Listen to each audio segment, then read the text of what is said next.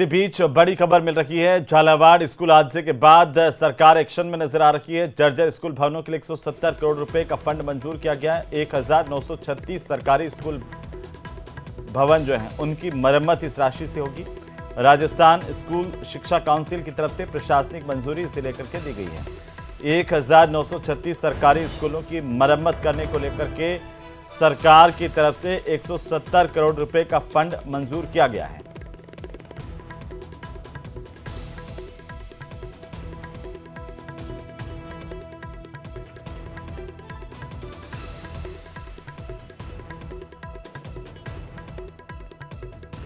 ये बड़ी खबर इस वक्त की, जर्जर स्कूल भवनों की मरम्मत के काम जल्द इससे शुरू हो पाएंगे और इसे लेकर के 170 करोड़ के फंड की मंजूरी सरकार ने दी है। स्कूल शिक्षा काउंसिल की तरफ से ये जानकारी दी गई कि प्रदेश के जर्जर स्कूल भवन जिनकी संख्या 1936 है उनको लेकर के 170 करोड़ की मंजूरी सरकार ने दी है। इस राशि से जर्जर स्कूल भवनों का पुनर्निर्माण हो पाएगा, उनकी मरम्मत हो पाएगी। तो झालावाड़ स्कूल हादसे के बाद से ही लगातार सवाल खड़े हो रहे थे मरम्मत को लेकर के, जर्जर भवनों को लेकर के। इस पर सरकार की तरफ से 170 करोड़ की राशि मंजूर की गई है जो जर्जर स्कूल भवनों के लिए उनकी मरम्मत की जाएगी। ज्यादा जानकारी के साथ हमारे सहयोगी हितेंद्र शर्मा फोन लाइन पर है। हितेंद्र, ये बड़ी जानकारी है, जर्जर स्कूल भवनों की मरम्मत को लेकर के सरकार की तरफ से 170 करोड़ का फंड रिलीज किया गया है। जी बिल्कुल, जो सरकार ने जो है ये जो दुर्घटना हुई झालावाड़ में, मनोहर थाना में जो दुर्घटना हुई उसके बाद जो है ये फंड जो है त्वरित गति से जो है तेज तरीके से जो है जारी किया है। और इसके पीछे कारण भी यही है, तकरीबन जो है 1936 कुल ये स्कूल हैं जो अलग अलग जिलों में हैं।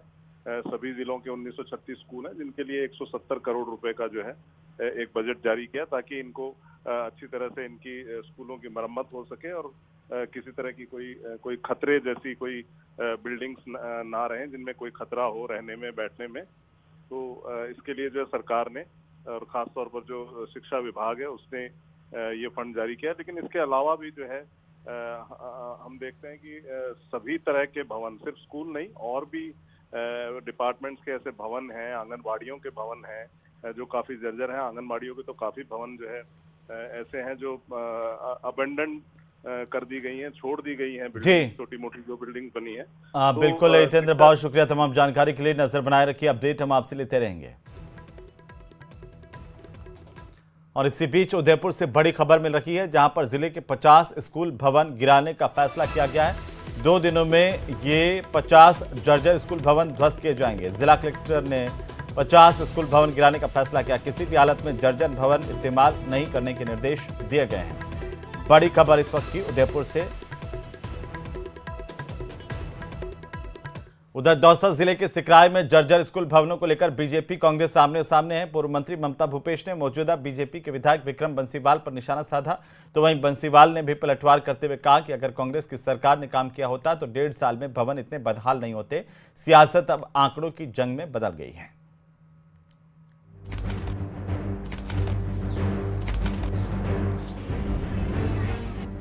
जर्जर स्कूल भवनों पर सियासी घमासान। सिकराय में भाजपा बनाम कांग्रेस, आंकड़ों की जंग तेज। स्कूलों की खस्ता हालत भले ही आम आदमी के जहन में खौफ पैदा करती हो, लेकिन नेताओं के लिए मुद्दा भी वार पलटवार का जरिया बन जाता है। दौसा में जर्जर भवनों के मामले में भारतीय जनता पार्टी और कांग्रेस आमने सामने है।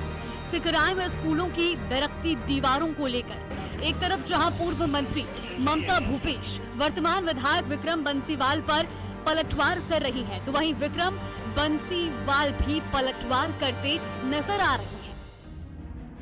विक्रम बंसीवाल का साफ कहना है कि पूर्व मंत्री ने अगर काम किया होता तो आज इन भवनों के मरम्मत करने की जरूरत नहीं पड़ती, क्योंकि 1.5 साल में कोई बिल्डिंग जर्जर नहीं होती। सब अपना काम कर रहे हैं। हालांकि अगर पूर्व मंत्री ने पहले ये काम किया होता तो मुझे नहीं लगता कि इस लेवल पर तो इनको 1.5 साल के अंदर जर्जर नहीं होते, पहले कोई व्यवस्था की नहीं गई। वहीं दूसरी तरफ पूर्व मंत्री ममता भूपेश ने भाजपा विधायक को सीधे तौर पर चुनौती दी कि अगर उनके कार्यकाल में 7 करोड़ रुपए का काम हुआ है तो दिखाइए। ममता भूपेश ने कहा कि हमने अपने कार्यकाल में 40 करोड़ रुपए भवनों पर खर्च किए थे। पिछले 5 वर्षों में जब मैं यहाँ से विधायक थी, हमने लगभग 35 से 40 करोड़ रुपए विद्यालयों के अंदर, स्कूल भवनों के अंदर, उप तहसीलों के अंदर, पटवार भवनों के अंदर हमने खर्च करे, जिसका सारा डेटा है हमारे पास में। विधायक जी चाहेंगे तो उनको भिजवा दूंगी, और उनका जो डेटा है वो हमको भिजवाएं, जिससे हम भी कम से कम समझ सकें कि हाँ, और अगर उन्होंने ऐसा काम किया है तो मैं तो सिकराए की एक आम नागरिक होने के नाते उनकी प्रशंसा भी करूंगी। सिकराय के स्कूलों की दरकती दीवारें सिर्फ ईंटों की नहीं बल्कि सिस्टम की खामियों की भी तस्वीरें हैं। सवाल साफ है, कौन सच बोल रहा है और कौन सिर्फ सियासत कर रहा है। सवाल ये भी कि जर्जर भवनों के नाम पर जनता को सिर्फ जुबानी जंग मिलेगी या जमीन पर भी कुछ बदलेगा। दौसा से न्यूज़ 18 राजस्थान के लिए आशीष कुमार शर्मा की रिपोर्ट।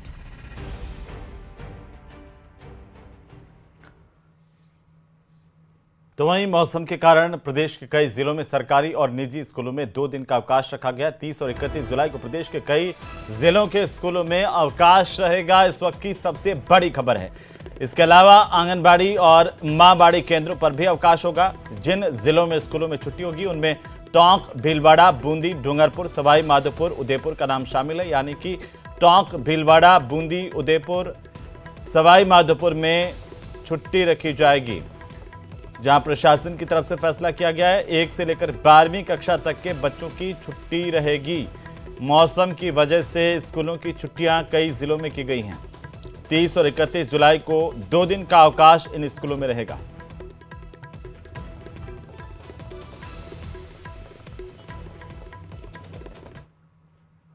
तो कार्रवाई के दावे से कुछ नहीं होता। दोषियों के खिलाफ हो रही कार्रवाई और धरातल पर नजर भी आनी चाहिए। ये बात इसलिए क्योंकि जैसलमेर के पूनम नगर के बाशिंदों ने सरकार की कार्रवाई के खिलाफ अब हल्ला बोल दिया है। रिपोर्ट देखिए।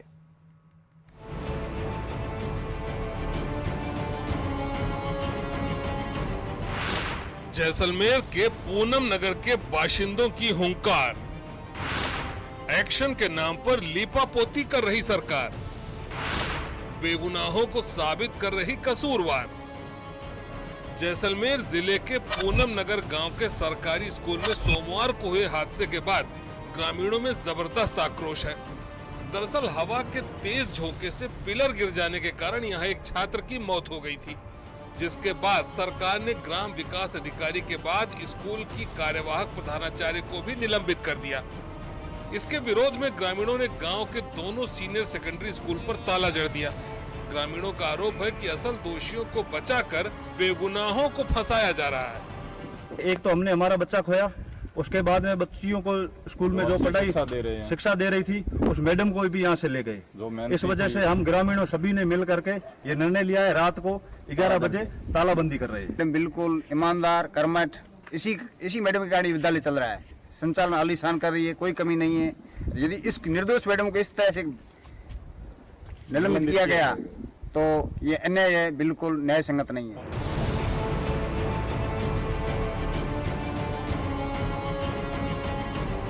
पूनम नगर स्कूल में हादसे के बाद सरहदी जिले जैसलमेर में लगातार आम लोग चिंतित नजर आ रहे हैं, क्योंकि पूनम नगर स्कूल का प्रवेश द्वार गिरने से एक बालक की दर्दनाक मौत हुई और एक टीचर की गंभीर हालत है।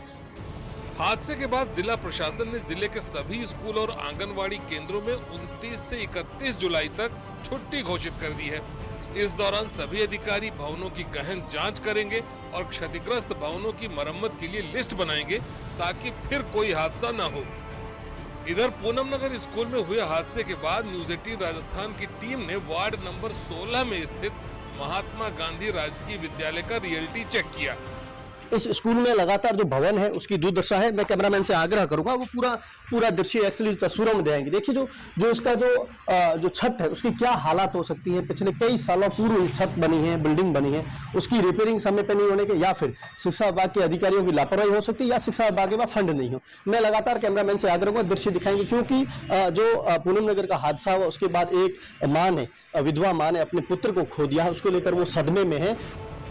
विद्यालय की हालत खराब है, बरसात में छत से पानी टपकता है, लेकिन जब से झालावाड़ स्कूल का हादसा हुआ है तब से स्थिति और चिंताजनक हो गई है। छात्रों अभिभावकों की तो छोड़िए, शिक्षक भी स्कूल आने से डरने लगे हैं। वैसे प्रिंसिपल ये तो मानते हैं कि स्कूल की इमारत पुरानी होने से जर्जर हो चुकी है, लेकिन उन्हें भरोसा है कि जिम्मेदार सुध लेंगे और स्कूल की हालत सुधर जाएगी। 9 हॉल बने हुए हैं, कक्षा कक्ष, और 9 में से कुछ हालत खराब है, जर्जर जैसी है, और उसका हमने प्रपोजल दे दिया विभाग को और उम्मीद है कि जल्दी ये हमारा कुछ न कुछ निस्तारण करेंगे। जैसा कि सरकारी स्कूल है तो ये भवन को बने हुए भी काफ़ी टाइम हो गया है, तो अभी ऊपर से छत वगैरह ये जर्जर होने लग गई है, तो करेंगे कुछ। उम्मीद पर दुनिया कायम है, लेकिन ये उम्मीद समय रहते पूरी हो जाए, जर्जर स्कूल की हालत सुधर जाए, ताकि फिर किसी माँ को अपने लाडले की लाश देखने पर मजबूर न होना पड़े। अभिभावक अपने बच्चों को स्कूल उम्मीद के साथ भेजते हैं। वो सोचते हैं मेरे बच्चा आईपीएस आईएएस बने या ब्यूरोक्रेट्स में जाए, अधिकारी बने, कुछ भी बने, लेकिन उसकी स्कूल में पढ़ने के बाद ही मौत हो जाती। उस परिवार पर दुखों का कैसा पहाड़ टूट सकता है, वो परिवार ही बयां कर सकता है। सावलदान रत्नू, न्यूज़ 18 राजस्थान, जैसलमेर। और इसी बीच अलवर के रामगढ़ इलाके से इस वक्त की सबसे बड़ी खबर मिल रही है, जहां पर गाय के बछड़े की हत्या के मामले को लेकर के मारपीट करने पर बछड़े के पैर और पसलियां टूट गई हैं। जानकारी के मुताबिक हिंदू संगठन के लोगों में आक्रोश बताया जा रहा है। घटना की सूचना के बाद ग्रामीण यहां पर पहुंचे। रामगढ़ कस्बा स्टेशन रोड के पास का ये मामला है। अलवर के रामगढ़ इलाके से ये बड़ी खबर है। तस्वीरें आपकी टीवी स्क्रीन पर हैं। ये बड़ी जानकारी इस वक्त की बताया जा रहा है कि किसी ने गाय के बछड़े की हत्या कर दी और इसको पीट करके मार डाला, और इसी के चलते लोगों में आक्रोश पैदा हुआ। लोगों ने इस पर कार्रवाई की मांग की है।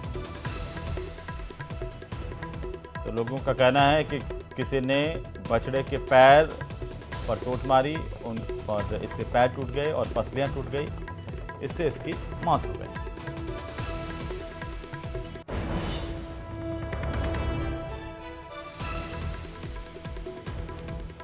तो वहीं राजधानी जयपुर के शासन सचिवालय में पंचायत पुनर्गठन पर बनी मंत्रिमंडलीय उपसमिति की बैठक आयोजित की गई। इस बैठक की अध्यक्षता शिक्षा और पंचायती राज मंत्री मदन दिलावर ने की। मीटिंग में पंचायतों के पुनर्गठन पर जिलों से प्राप्त प्रस्तावों पर चर्चा की गई। इस दौरान इस बैठक में मंत्री गजेंद्र सिंह खींवसर, सुमित गोदारा, अविनाश गहलोत, ग्रामीण विकास एवं पंचायती राज सचिव डॉक्टर जोगाराम भी मौजूद रहे। तो संसद में सोमवार को नागौर सांसद हनुमान बेनीवाल ने अपने भाषण में ऑपरेशन सिंदूर और कश्मीर के पहलगाम आतंकी हमले से जुड़े गंभीर सवाल खड़े किए। इस दौरान ऑपरेशन सिंदूर का जिक्र करते हुए हनुमान बेनीवाल ने तीखा व्यंग्य कसा। उन्होंने कहा कि 22 अप्रैल को पहलगाम हमला हुआ, 8 मई की रात को ऑपरेशन सिंदूर शुरू हुआ। 2 दिन तक चली इस ऑपरेशन के बाद सरकार ने दावा किया कि पाकिस्तान घुटनों पर आ गया। मीडिया ने कहा कि कराची पहुंच गए, लाहौर पर कब्जा कर लिया, इस्लामाबाद पर झंडा फहराने वाले हैं।